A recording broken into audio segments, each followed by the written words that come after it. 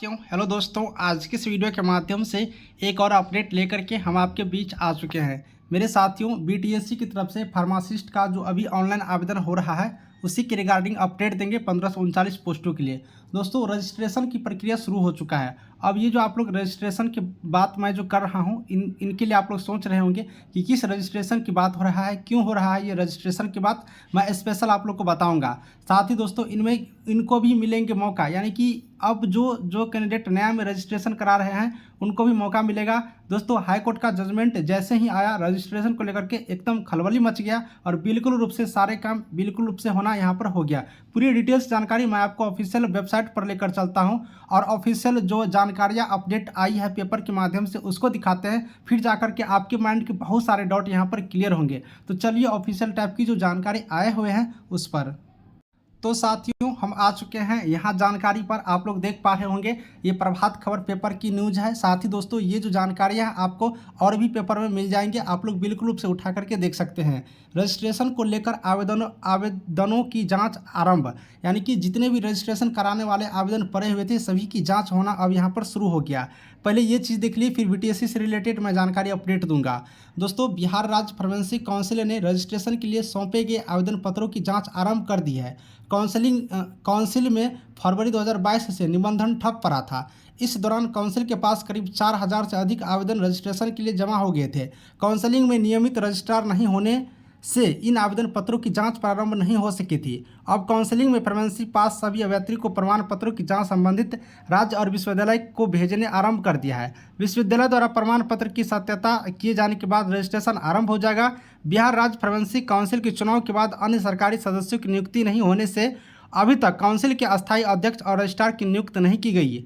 तत्कालीन व्यवस्था के तहत फार्मेसी काउंसिल का अस्थायी अध्यक्ष निदेशक स्वास्थ्य सेवाओं को बनाया गया है। यानी कि दोस्तों, यहाँ पर बता दूं कि बिहार राज्य फार्मेसी काउंसिल में अस्थायी रूप से वहाँ पर जो रजिस्ट्रार होते हैं और जो वहाँ के अध्यक्ष होते हैं वो नहीं है। इसी की वजह से यहाँ पर थोड़ा सा विलम्ब हो रहे हैं, जैसे कि इसमें जानकारी है। लेकिन दोस्तों, आपको बता दूं ये मामला कहाँ से उत्पन्न हुआ और कैसे शुरुआत हुआ।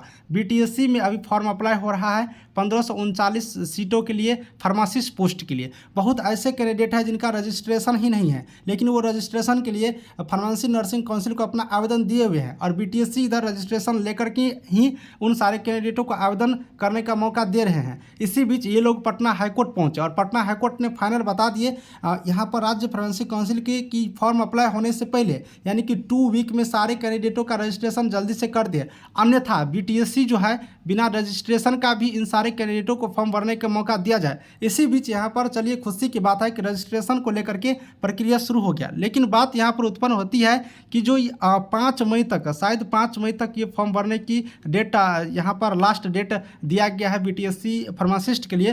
क्या 5 मई से पहले इन लोगों को रजिस्ट्रेशन मिल पाएंगे?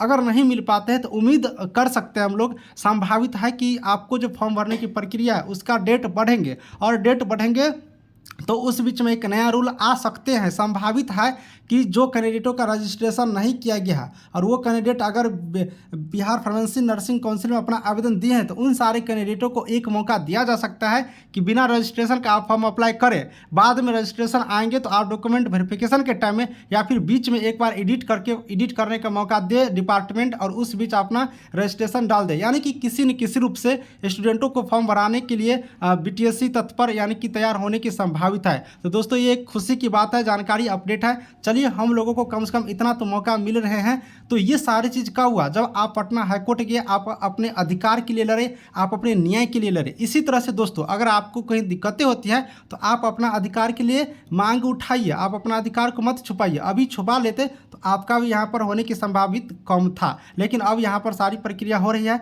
उम्मीद हम लोग कर सकते हैं कि बीटीएससी हम लोग को भी एक बार पुनः मौका देंगे, क्योंकि पटना हाईकोर्ट की तरफ से जो जानकारी अपडेट आई थी उनके अकॉर्डिंग। तो दोस्तों, आपको बीटीएससी फार्मासिस्ट से रिलेटेड बहुत सारी जानकारी यहाँ से कंप्लीट हो गया होगा। साथियों, बीटीएससी फार्मासिस्ट से रिलेटेड कोई अपडेट आती है या कोई आएंगे तो सबसे पहले मैं जानकारी आपके पास पहुँचाने का कार्य करूँगा।